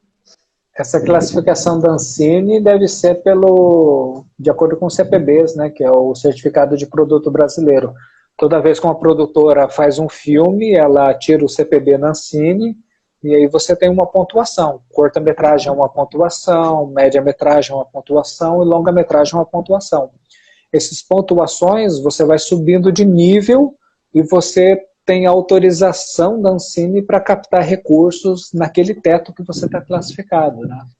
Hoje, pelo portfólio da Script Doctor, eu estou ali no, acho que nível 2, até 3 milhões, por exemplo. Eu posso mandar um projeto para a Ancine de até 3 milhões. Mais um longa... Eu acho que eu vi no blog, então. Eu acho que eu fiquei fuçando o blog. Você deve ter achado alguma coisa da Gata na Árvore. Acho que é alguma coisa antiga. Nossa, bem antiga, bem antiga. Ai, Foi... em 2012 eu botei um projeto na lei do audiovisual e foi para captação, né? Para quê? Não captei nada, né? Não é fácil. Captação é uma coisa dificílima, viu? Olha, você tem que construir um time assim muito forte mesmo, não só Maringá, como outros lugares, porque captação é network. Sim. É totalmente network. Você precisa desses contatos, de conhecer pessoas, senão você não consegue captar, né? Enfim, hoje eu tenho a classificação da Script Doctor para fazer um projeto de até 3 milhões. Depois do Armário Mágico, depois de outros projetos, você vai subindo de nível até 5 milhões, até 10 milhões. Entendi. Você chega num nível ali na Ancine que, a partir daquele nível, os projetos nem teto tem mais, né? Acima de 26 milhões, por exemplo. Uhum. Legal. Wellington, tem mais alguma coisa que você queria contar, comentar? Aqui pelo currículo a gente passou basicamente por tudo, mas às vezes tem alguma coisa, né, que não está aqui.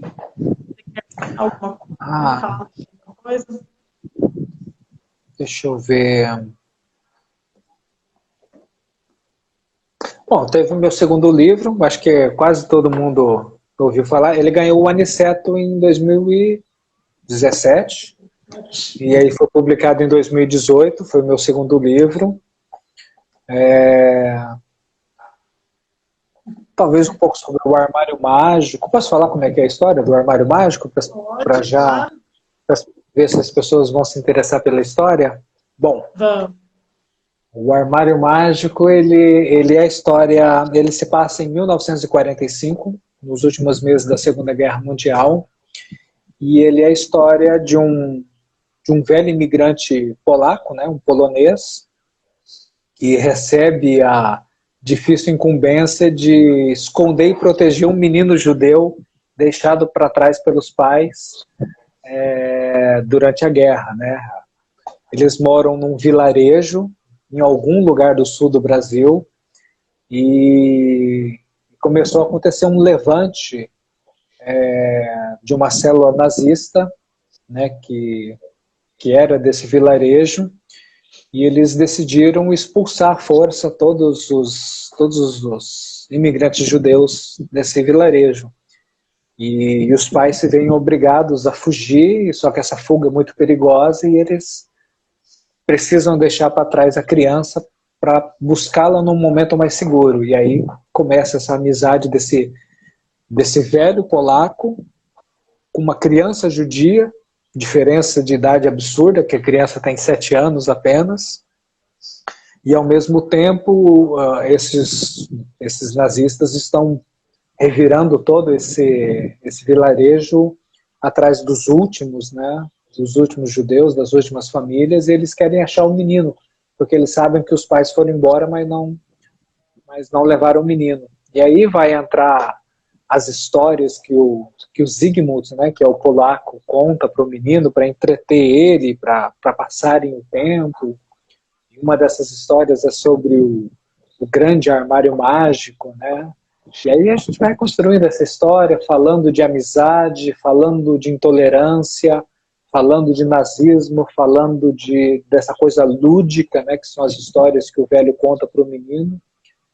E essa é toda a história do Armário Mágico. É um filme bem interessante, a gente aborda uns assuntos assim bem delicados. E o engraçado é que as pessoas talvez pensem, mas nazismo, perseguição, isso não aconteceu no Brasil, né? Isso aconteceu na Europa. Bom, eu vi algumas fotos assim de coisas que talvez as pessoas não saibam, mas houve sim hostilizações no Brasil, houve bastante coisa, havia muitas células nazistas, principalmente no sul do Brasil. Rolândia tinha célula nazista, no Rio Grande do Sul, então nem se fala, né? Então havia nazistas no Brasil, havia células nazistas. Se não houve perseguição, tal como aconteceu no Holocausto na Europa, houve hostilizações, com certeza, entre alemães e judeus, né? Então a gente constrói a história desse ponto de vista, né? Abordando... E vai ser um filme falado em português, polaco, alemão e Yiddish, que é a língua que os judeus falavam na Europa, né? Uma mistura de alemão, polonês com hebraico, né? Então tá bem interessante. O ator principal que faz um dos nazistas, ele fala alemão fluente. Eu já pedi para ele enfiar um monte de coisas ali nas falas dele em alemão, sabe? Tá bem interessante. Vai ter uma participação de um ator de Curitiba que fala polaco fluente. Então, vai ser um filme multilínguas. Que legal. E como é que vai encontrar essa criança aí, né? Porque é tão difícil, né? Ator mirim, assim, com Eu papel. não achei, eu não achei em Maringá, acredita? Não achei. Estou trazendo duas crianças de São Paulo para cá. A gente fez testes. ah, Recebemos vários materiais assim de criança de Brasília, de Santa Catarina, São Paulo, de Maringá, mas aquelas que a gente escolheu mesmo eram de São Paulo, né? As duas crianças.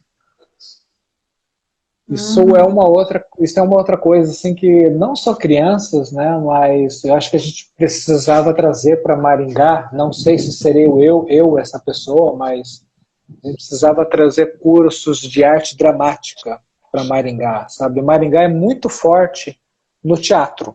Ótimos atores de teatro, principalmente o teatro mais do absurdo, da comédia.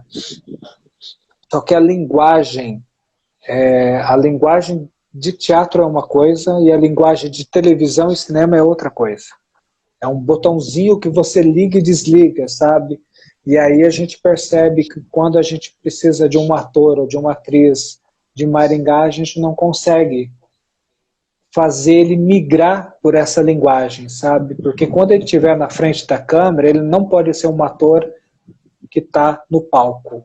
É uma outra atuação, é um outro tom de voz, é um outro tudo, sabe? E o ator que a gente vê às vezes na televisão e depois descobre ele no palco, não sei, é uma chavezinha que você liga e desliga. Eu acho que a gente precisa discutir isso em Maringá, precisa trazer, sabe, cursos de arte dramática para formar atores. E o ator do teatro, que já é experiente no teatro, levar ele para a arte dramática, para ele também ser um bom ator de televisão, um bom ator de cinema.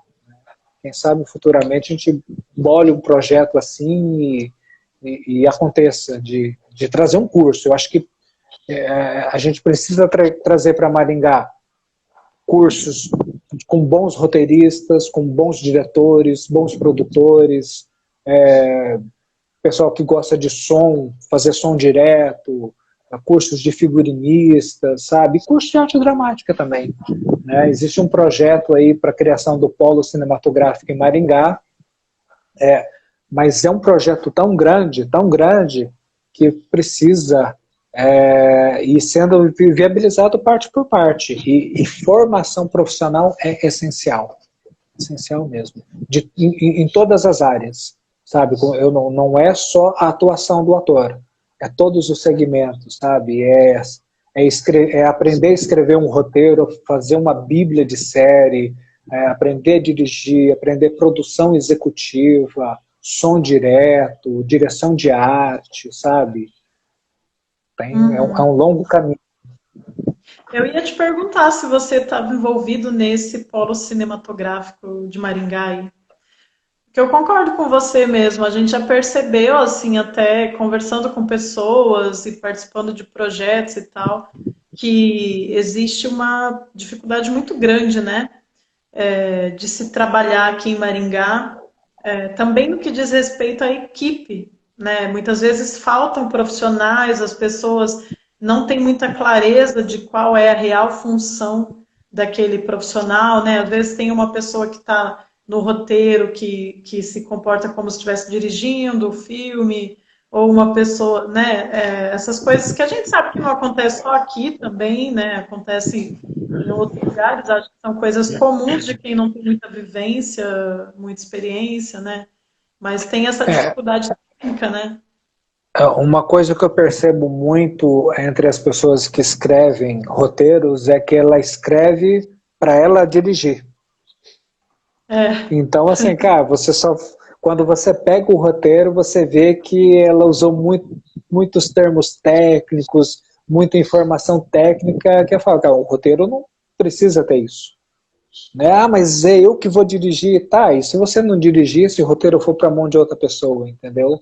Primeira coisa que o diretor vai falar para você é reescreve, porque eu não quero que você diga o que eu tenho que fazer, né? Então, existe uma técnica ali que quanto menos informação técnica você colocar num roteiro, melhor. Você tem que contar a história, né? Fazer tudo de forma imagética mesmo.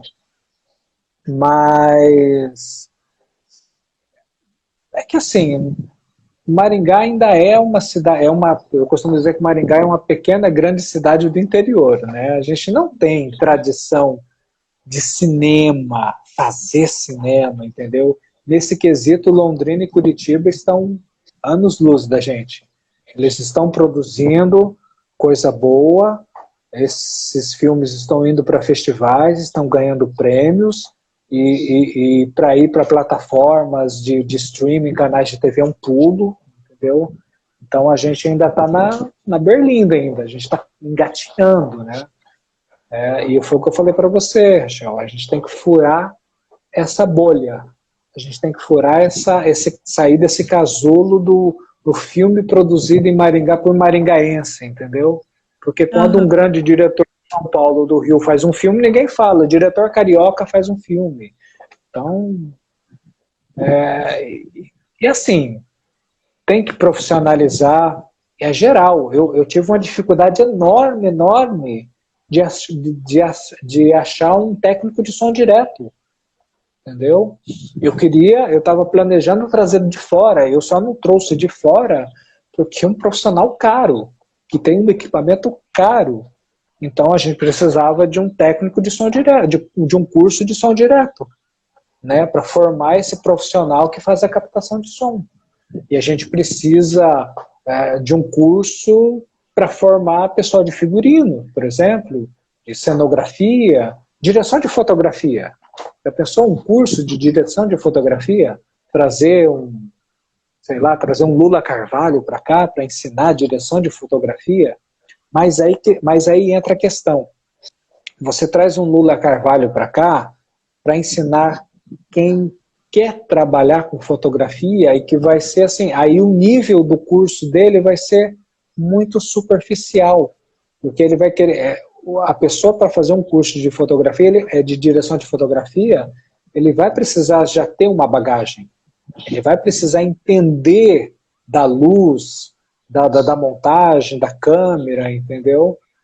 Para quando você trazer um profissional desse, o nível seja lá em cima, né? A mesma coisa de você trazer um roteirista. Provavelmente a maioria das pessoas ainda estão começando a escrever o seu primeiro roteiro ou nem sabem como formatar um roteiro. Então o curso desse profissional vai ser superficial, porque ali vai ter aquele já um pouquinho mais desenvolvido, aquele que já filmou 2, 3 curtas, fez um longa, mas vai ter aquele também que nunca pegou um roteiro na vida, nunca escreveu. Então como é que esse professor vai dar aula para quem tem experiência e ao mesmo tempo para quem está começando? Ele vai priorizar quem está começando. E quem já está um pouquinho mais evoluído, já já está familiarizado com o roteiro, vai achar que o curso é muito superficial, muito fraquinho. Uhum. A gente quer fazer curso com roteirista bam, bam, bam. Eu queria fazer um curso de roteiro com o... Ai, me fugiu o nome dele agora. O cara que escreveu Cidade de Deus. Adoraria fazer um curso de roteiro com ele. Queria Paulo trazer... Lins? Não, Paulo Lins escreveu um livro. Ai, como é que é o nome dele? Braulio Mantovani. Ele escreveu Cidade de Deus, escreveu Tropa de Elite. É um puta de um roteirista. Entendeu? Já pensou um curso deles? Só que o curso do Braulio Mantovani tem que ser para roteirista profissional. Tem que ser para roteirista que já filmou um longa, pelo menos, que está muito habituado a escrever. Porque o nível do cara é muito lá em cima. Ele não vai dar uma aula para quem está começando a descobrir como se formata um roteiro, sabe? Então, mas ao mesmo tempo você tem que trazer um outro profissional para ensinar quem está começando. Eu acho que só não pode misturar as turmas, sabe? Tem que ser uma turma iniciante e uma turma mais profissional. E isso em todas as áreas. Né? Quem sabe o polo cinematográfico pense essa questão, né? E aí tem o comentário da Laura, que é uma questão de organização, de preparar o básico com outro profissional e aí sim trazer os grandes no segundo momento. A pessoa tem que Exatamente. trazer isso como um foco, né? Assim, vamos trabalhar a questão da formação aqui na cidade. E aí, tem que ter isso formação tem que ser primeiro. estratégico, né? Como isso vai ser feito também. Você não forma com um Exatamente. curso, né? Que eu vejo assim, quem pode trazer esses profissionais é a Secretaria de Cultura. É um exemplo. Mas a Secretaria de Cultura ela vai priorizar a formação de quem está iniciando.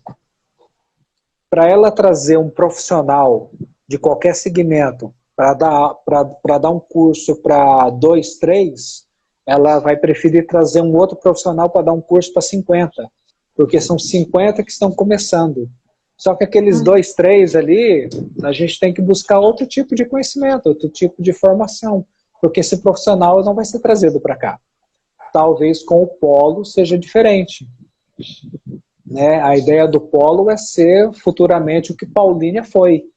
Né? Galpões de produção, cursos, recursos. Eu estou envolvido de certa forma, não faço parte da diretoria, mas ainda é um projeto que está no papel. Ele depende muito de vontade política. E tudo que depende de vontade política tem o seu tempo. Né? A gente, por mais que mexa as engrenagens, a gente depende de força política. E você construir um polo de cinema em Maringá é política, é força política municipal, estadual e federal. Então, federal a gente sabe que tem que esperar uns 2 anos para entrar uma pessoa lá que pelo menos gosta de cinema, né, que pelo menos gosta de artistas. E só municipal e só estadual não é o suficiente. Sabe, a Ancine tem que voltar ao que era há 10 anos atrás, fundo setorial tem que voltar ao que era, os projetos precisam sair desse atoleiro que ficou, sabe? Um monte de projeto parado. Então, eu acho que o polo é um projeto a longo prazo mesmo, depende muito de vontade política. Né? É da vontade política que vai vir os recursos. Sim. Mas eu acho que é isso, Wellington. Não sei se você tiver mais alguma coisa para comentar. A gente torce aí para que a área de audiovisual e de cinema decole aqui em Maringá, né? Evolua e tal. Como todas as áreas também, mas eu vejo que agora tá rolando essa organização, né? Que é uma coisa super importante para que a área se desenvolva, né? Tem que ter uma classe organizada e combatente, né? Senão, combativa. A gente está começando a arregaçar as mangas, sabe? A gente tem a Procinema, que reúne alguns profissionais, aí tem o Polo, que está reunindo outros profissionais, a Secretaria de Cultura ajudou muito, desmembrando o Aniceto Mate para trazer recursos para o audiovisual. porque audiovisual feito com um recurso de 30 mil, de 60 mil, a gente nunca ia conseguir fazer uma grande produção. Infelizmente, é um segmento que demanda muito mais investimento do que outros segmentos, né? Então, já foi uma coisa bacana de desmembrar, eu não sei se vai continuar. Aconteceu o primeiro edital, a gente espera que existam outros, né? Mas depende da Ancine, depende de parcerias, mas seria bacana os projetos que foram aprovados, né, nesse primeiro edital acontecerem. Eu sei que o nosso está acontecendo porque é recurso do município. Os outros dois, que são recursos do fundo setorial, ainda estão parados, eles não receberam recursos. Está tudo parado. Tudo que está vindo da Ancine e do fundo setorial está parado. Então, esse pessoal não vai conseguir produzir agora, né? Mas eu acredito que com esses recursos a gente tem a responsabilidade de fazer filmes muito bons, de fazer uma produção de alto nível de dramaticidade, alto nível de produção de roteiro, para que as pessoas de fora enxerguem, olha, foi muito bom a gente ter desmembrado o Aniceto Mate e ter colocado um valor tão alto de produção, porque realmente existe gente boa na cidade capaz de fazer, desde que você coloque os recursos na mão deles. Então, a gente tem essa responsabilidade, é igual o Homem-Aranha, né? Com grandes poderes, grandes responsabilidades. Então, a gente tem um prêmio, a gente tem um orçamento e a gente tem uma responsabilidade de mostrar um trabalho de alto nível, né? Para a coisa poder continuar, né? Novos editais, prêmios, fazer Maringá entrar na rota do audiovisual, de repente a gente ganhar um prêmio em Brasília, um prêmio no Nordeste, entrar num canal de streaming, olha, o nosso filme no streaming está passando em 200 não, mas uns 50 países, e, poxa, foi feito aqui em Maringá. Então é possível, sabe? Essa é a meta, pelo menos. Dentro do projeto que foi aprovado e que recebeu essa verba, está prevista só a produção, né? Ainda não tem a questão da distribuição, né? Distribuição são outros 500, né? É uma outra etapa. No nosso orçamento do Armário Mágico, a gente não colocou distribuição. Não tinha, ou a gente produz ou a gente distribui, né? Sim. Em relação à distribuição, a gente tem uma parceria com o Cineflix, então o filme vai ser exibido no Cineflix, pelo menos durante uma semana. Vai ser uma oportunidade das pessoas assistirem o filme numa tela grande, né? E é claro, assim que o filme estiver pronto, a gente começa a negociar com distribuidoras, né? E eu acho que o streaming veio para ficar mesmo e é a nossa oportunidade de fazer filmes para esse novo mercado, porque você entrar em salas de cinema é muito difícil, né? Quem é que consegue colocar um filme independente num circuito comercial, né? Então o streaming está aí para ser o que a sala de cinema nunca foi para o independente, né? É uma nova plataforma, um novo mercado. Eu mesmo sou um consumidor voraz de filmes e séries no streaming. Né? E com a pandemia isso aumentou, né? Então agora a ideia agora é um filme produzido em Maringá, né, de uma lei de incentivo, você encontrar num canal de streaming, né? Talvez ganhando prêmio. Vamos torcer para isso acontecer. Sim, boa sorte. Obrigada, Eliton. Foi muito bom o papo, quase 2 horas, ó. Faltam 10 para as 10. Foi ótimo. A conversa vai ficar salva aqui no Instagram. Assim que possível, eu quero subir para o YouTube também. Então, eu quero compartilhar. Isso aí. Recomendo, né, que o pessoal acompanhe aí os trabalhos, né? Tanto o nosso, da Dois Coelhos, quanto do Wellington Oliveira, né, que já tem aí essa trajetória. E é isso. Obrigada, espero que você tenha gostado, que tenha sido legal, que a gente tenha passado por tudo. Foi bem Massa. bacana. Obrigado pelo convite. É sempre legal a gente falar não só da trajetória, mas bater esse papo de cinema, de projetos, né? E falar o que a gente quer fazer na cidade e todas essas coisas que a gente são, é todo mundo batalhador aqui em Maringá, né? E a gente depende muito dos editais ainda para poder tirar as coisas do papel, né? Então é sempre legal a gente estar falando sobre isso e quem sabe aí uma Secretaria de Cultura, o prefeito vai assistir também, né? E aí eu motivar eles a, não, gente, vamos pegar firme aí nesses editais, porque a gente precisa e a gente precisa dessas parcerias, né? É isso. Uhum. Obrigado pelo Legal. convite e pelo bate-papo. Eu que agradeço. Obrigada a você, obrigada ao pessoal que acompanhou. E é isso aí. Tchau, tchau. Até mais. Tchau, tchau.